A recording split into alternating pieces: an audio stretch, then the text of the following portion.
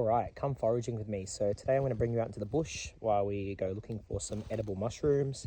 If we find some other ones, I'll point those out as well. But basically I'm in a messmate sort of tea tree forest today out in the Yarra Valley, Victoria, and I'm going to be chasing two species. So I'm going to be chasing the hedgehog mushroom and small little orange chanterelles. So I'll show you what they look like. So here's the hedgehog mushroom. They have these little teeth, sort of a browny, orangey, white top, depending on how fresh they are. They're not very big, although you can find some bigger ones. And here's my first little chanterelle with its false gills. It's a very small one, but you can sometimes find them in massive flushes. The reason I stopped here to start filming, don't want to put my knee in that poop, is it looks like I've got another hedgehog mushroom here in pretty good nick, coming up under the leaf litter.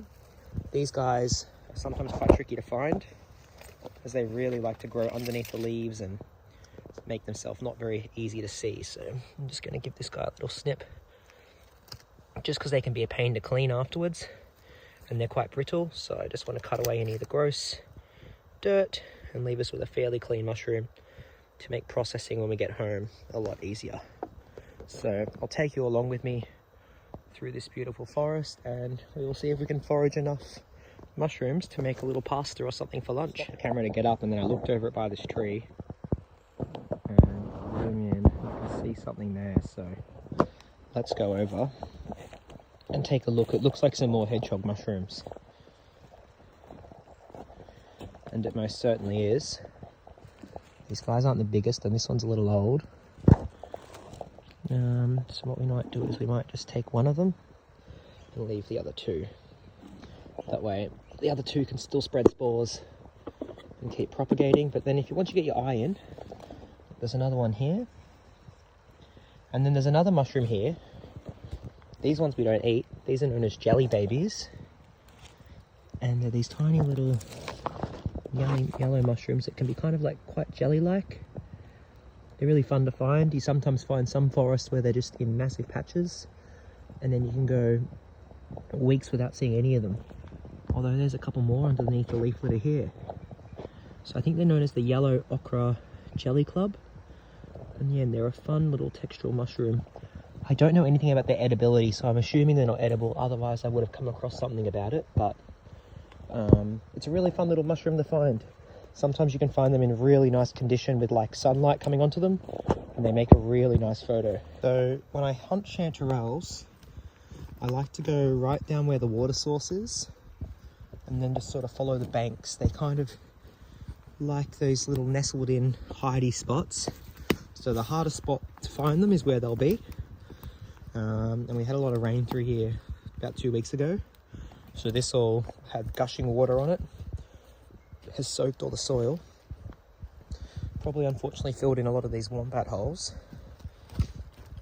So we're just going to look for patches in the leaf litter where we can hopefully see some little orange specks, which will indicate that there might be a chanterelle there. And then hopefully if we remove some debris, we'll find a whole patch of them. Or we'll find none. That's just how it goes. So the one mushroom out here that's probably going to get you confused with the chanterelles when you're walking are these little guys down here. And these are known as little earth buttons. And from a distance, they're about the same size as chanterelles. And they're orange, but these little guys don't have any gills at all. So once you actually look at them, you can tell they're not a chanterelle. But from a distance, they're small, they're orange. They grow in amongst the leaf litter the exact same way the chanterelles do. So they're your one little trickster mushroom that's going to have you constantly flipping over leaves to see if it's a chanterelle, and you're going to find out most of the time it's not. It's probably these guys, because, or at least where I'm looking, they're in quite abundance. So the hedgehog mushrooms today definitely seem to be in a lot more abundance than the chanterelles. Looks like there's a couple in this little patch here. What have we got? Two here. This one's a little too far gone. The rain's got to it and rotten him out. Hopefully this one is, yeah, that's edible. And I think I'll leave those ones. And I'll pack it. Oh, look at this. What have we got here? There's some more? Yeah, it is. So we'll take one of those and leave the other three. Still got all those little teeth. The teeth are a telltale sign. There's another little one growing here. It looks like we're getting another crop of coral fungi come through. All the coral fungi I've been seeing here have been drying up and dying. They sort of flushed late May and went out at the end of July, but there's a couple little ones. Let me just get the focus good. A couple little corals starting to come up, which is always fun. They're always a lovely addition to come across on the walks. And then yeah, around the base of this messmate, some more nice chunky little hedgehog here with he's kind of a bit of a chode. Tiny little cap, big thick stem, trying to push through that leaf litter. Looks like there's a couple more under there. Some more young ones all growing through here, so this looks like a pretty nice little hot spot. But we only need to take a few as we've got all this forest to explore. So the way I sort of like to harvest them is just a couple here, a couple there. Don't overexploit any particular patch, even if there's a heap of them. Let that spot keep being a hot spot, and just take a few here and there. Here's some more of those little jelly babies. Sorry, not jelly babies, the little earth buttons I was talking about. You can kind of get confused with the chanterelle. Looks like under here, all these hedgehogs all growing under the leaf litter.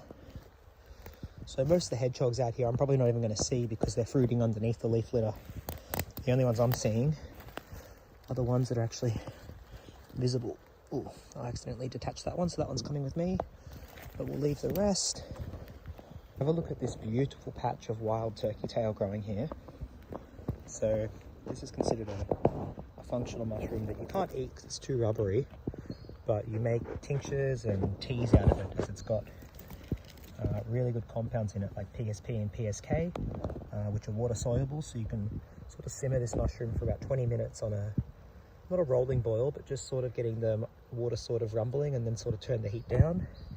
And you'll find that when you put the mushrooms in the water, you tear them up as much as you can first to increase the surface area to volume ratio, and then as they're cooking away they'll initially float and they'll sink to the bottom, and you'll get a nice earthy tasting tea full of all their goodness.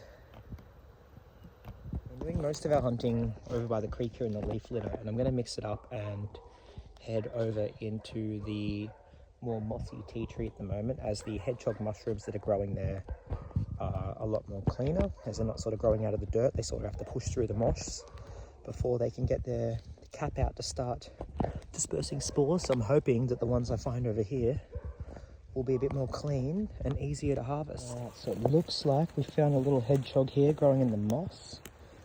I thought these would be a lot easier to find, but they're actually really tricky to spot. It is a lot cleaner than the other ones, but for the extra effort of looking through all the moss, I'd probably say they're a bit harder to find.